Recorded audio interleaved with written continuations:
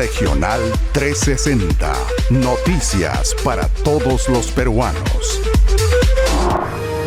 Salió el ejército. Contingentes de las Fuerzas Armadas se desplegaron esta mañana en diferentes zonas estratégicas de la ciudad de Arequipa, con el fin de evitar manifestaciones violentas, saqueos y actos vandálicos. Después de que el ministro de Defensa, Alberto Otárola, informara que el gobierno ha declarado en emergencia la región de Arequipa tras los enfrentamientos entre vándalos y las fuerzas del orden, miembros de las Fuerzas Armadas se desplegaron hacia dicha ciudad. Entre los lugares principales donde hay presencia del ejército están la sede del Ministerio Público, las instalaciones de la Corte Superior de Arequipa, el Puente San Isidro y las calles en general de la ciudad. De acuerdo con el ministro Otárola, los militares comenzarán a despejar carreteras, resguardar aeropuertos, centrales hidroeléctricas y otros puntos importantes para garantizar la seguridad y el libre tránsito de los arequipeños. Piden orden y seguridad. Debido al bloqueo de carreteras y manifestaciones violentas, los productores agrarios piden al gobierno de la presidenta Boluarte restablecer la seguridad del país para continuar trabajando. La Asociación de Gremios Productores Agrarios del Perú, AGAP, exigió al gobierno actual acciones inmediatas para detener la violencia y atentados contra entidades públicas, empresas privadas, medios de comunicación y el bloqueo de carreteras. En tal sentido, el director ejecutivo de AGAP, Gabriel Amaro, señaló que el bloqueo de carreteras está perjudicando gravemente al sector agrario. Además, mencionó que en la ciudad de Chao, La Libertad, los fondos pequeños, medianos y grandes están amenazados y los trabajadores no pueden seguir con sus labores. Es por ello que el sector agrario insiste en que el gobierno actual mantenga el Estado de Derecho y el orden público en todo el país. Regional 360. Noticias para todos los peruanos.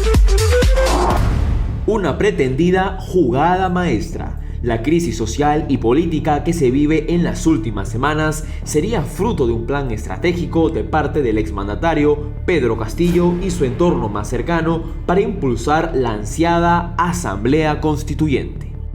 Recordemos que cuando Castillo intentó perpetrar el golpe de Estado, en su alocución sostuvo que se daría la implementación de un parlamento con facultades constituyentes para elaborar una nueva constitución en un plazo mayor de 9 meses. El círculo más cercano de Castillo en el Congreso y los supuestos manifestantes que lo apoyan generando caos y zozobra en las regiones, es decir, cometiendo actos de vandalismo, afirman que la Asamblea Constituyente es un sentir popular. Sin embargo, el pueblo del que tanto se jactó representar Castillo Terrones no ve la Asamblea Constituyente como una de sus principales prioridades. Por el contrario, lo que en realidad los peruanos aclaman al unísono es que las autoridades combatan la delincuencia y la inseguridad ciudadana, haya más empleo para reactivar la economía, luchar contra la corrupción y la lucha contra el COVID-19, según las últimas encuestas realizadas a nivel nacional. Por esa razón, el escenario apunta aparentemente a que el exmandatario Pedro Castillo solo desea recuperar su libertad y lograr su cometido desde inicios de campaña electoral de instaurar una nueva Asamblea Constituyente. Ante los bloqueos de carreteras en varias regiones, el gobierno de Dina Boluarte declaró en emergencia la red vial nacional con el fin de garantizar el libre tránsito. Según el informe de la policía, hasta este martes 13 en la tarde eran 69 puntos de vías bloqueadas por los manifestantes. Estos bloqueos se han reportado en al menos 13 regiones como en Cajamarca, Lambayeque, Ica, Amazonas, Cusco, Apurímac y Arequipa. Es por ello que el ministro de Defensa, Alberto Otárola, anunció la declaratoria de emergencia. Los bloqueos con llantas quemadas, piedras y violencia impiden el tránsito de pasajeros, afectando a un aproximado de 45.000 usuarios y perjudicando los envíos de productos. En ese sentido, el presidente de la Asociación de Gremios Productores Agrarios del Perú, Alejandro Fuentes, señaló que las consecuencias por las manifestaciones violentas se reflejarían en el alza de precio de alimentos debido al desabastecimiento y a que muchos agricultores no pueden trabajar. Se espera que esta declaratoria obtenga los resultados esperados y se restablezca el libre tránsito en vías de todas las regiones del país. La noticia que importa en tu región desde Lima y todos los rincones del país. Regional 360. Hoy en Entrevista 360 estamos con Pedro Morales, ex congresista y ex alcalde de Huancayo. ¿Cómo está, señor Pedro? Bienvenido a Entrevista 360. A tus gratas órdenes. Se abrió el debate frente al pedido de adelanto de elecciones. El cumplimiento de la Constitución nos obliga a una votación de 87 votos como mínimo del número o del universo, del número legal de congresistas, que es 130, en 2 legislaturas anuales. Esto significa que si se puede tratar hoy día, la legislatura va a terminar a fines de este año, a la siguiente legislatura que se inicia en el mes de marzo, debería hacerse la siguiente votación. Si en esas 2 legislaturas se obtienen 87 votos como mínimo, entonces la Constitución estaría reformada. Y una de las formas, ¿no?, que se plantea, y como lo hicimos nosotros el año 2000, es la introducción de una disposición transitoria complementaria que determine la disminución del periodo. Yo pienso que en estos días la demanda, ¿no?, es muy emotiva, me parece revanchista, y me atrevo a decir que realmente esto es lo que querían los extremistas, ¿no?, los violentistas, ¿no?, tener el país en una situación de zozobra, de violencia, ¿no? Y hay, me parece, 4 muertos que se lamenta mucho, pero realmente los violentistas siempre y a través de la historia y en el Perú han querido que las protestas tengan 1 o 2 víctimas mortales para que sean más contundentes. Y no solamente en esta oportunidad, ¿no? En el transcurso de la historia podemos demostrar que eso es así. Es lamentable. ¿Qué pasaría si de acá a 2 meses o 3 meses se convoca a elecciones? ¿Tendrá el tiempo necesario? Y si seguimos dentro del marco constitucional, el marco constitucional tiene leyes de desarrollo constitucional que se tienen que cumplir. Por ejemplo, que un proceso electoral no debe durar menos de 270 días. Deberíamos hablar no solamente de una reforma de las leyes de la Constitución para permitir que el periodo presidencial se acorte y que se pueda generar este nueva convocatoria de elecciones, sino además hablamos de una reforma política, porque se necesita poder plantear algún marco correcto para que las cosas que han venido pasando no se repitan. Ese es el otro problema, y yo creo que es el problema de fondo. Seguimos presentando candidaturas que no ofrecen la mínima garantía de solvencia ética, moral, ni profesional. Pruebas, por ejemplo, en mi departamento, han votado y ha ganado un señor que tiene 30 denuncias penales, ¿no? Y eso es a nivel nacional. Así, con esa mochila, que realmente da vergüenza, ¿no? Hay congresistas, pero aparte de esa mochila, tienen, ¿no?, la otra de la incapacidad y la mediocridad. Y todo eso también ha llegado al Poder Ejecutivo.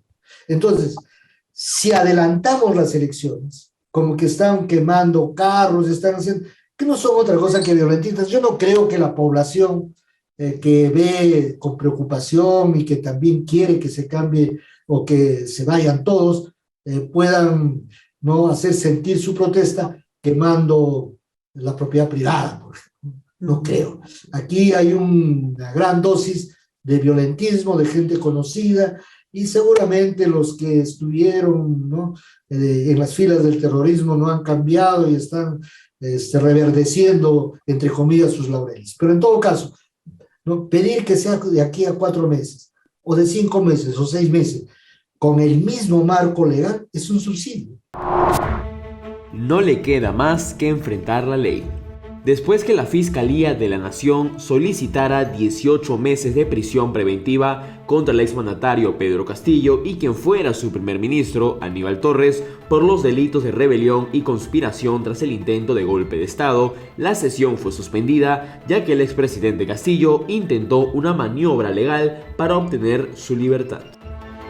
Y es que el expresidente Pedro Castillo alegó no contar con defensa legal, esperando que de esta manera se suspenda la sesión y él pueda recuperar su libertad la tarde del día de hoy, después del vencimiento de la prisión preliminar. Sin embargo, el juez supremo Juan Carlos Checkley decidió reprogramar la sesión para este jueves a las 8:30 de la mañana, citando al Código Procesal Penal que asegura que el reo, es decir, Castillo, puede permanecer bajo custodia por 48 horas mientras se determina el pedido de prisión preventiva. En ese sentido, durante la audiencia de esta mañana se informó que el abogado de Pedro Castillo, Ronald Atencio, había renunciado a defender al expresidente golpista, al indicar que se había afectado supuestamente el debido proceso. Asimismo, se dio cuenta de que el expresidente Pedro Castillo se negó a participar en la audiencia. La solicitud de prisión preventiva en su contra fue presentada por el fiscal supremo Uriel Terán, luego de que la fiscal de la Nación, Patricia Benavides, formalizara la investigación preliminar en su contra. Y ya en el último tramo lo acorralaron allí entre 6 personas. Ya no dejaron que la vicepresidenta se acercara para seguir acompañando y aconsejando al presidente. Y es en ese tiempo que él ha tomado esta decisión que muchos no entendíamos, no sabíamos. Esas fueron las palabras de la presidenta Dina Boluarte, quien ante la prensa declaró que los exministros Roberto Sánchez, Félix Chero, Alejandro Sánchez, Betsy Chávez y Aníbal Torres habrían sido aquellos que impulsaron a Pedro Castillo a romper el orden constitucional el pasado 7 de diciembre. Asimismo, la presidenta hizo particular énfasis en el rol que habría tenido Betsy Chávez, expresidenta del Consejo de Ministros, en esta situación, y le exhortó responder al país por la crisis generada. Por otro lado, mientras supervisaba el estado de salud de una niña que sufrió daño en su ojo tras las protestas en Andahuaylas y que se encuentra hospitalizada en el Instituto Nacional de Oftalmología de Lima, la presidenta Dina Boluarte sostuvo que está trabajando con la Comisión de Constitución del Congreso para un posible adelanto de elecciones en un periodo más corto de lo planteado, es decir, antes del 2024. Finalmente, respecto al accionar de las fuerzas del orden ante las violentas protestas y desmanes registrados en diversos puntos del país, la presidenta Dina Boluarte afirmó que no se usará armas letales ni siquiera perdigones de goma. Un 14 de diciembre de 1966 falleció el intelectual y diplomático Víctor Andrés Belaúnde. Fue un pensador, jurista, político y diplomático peruano, quien también es considerado como uno de los personajes más influyentes en la reflexión de la sociedad peruana, junto con Víctor Raúl Ayala de la Torre y José Carlos Mariátegui. Además, Belaúnde llegó a ocupar la presidencia de la Asamblea General de las Naciones Unidas. Regional 360. Noticias para todos los peruanos.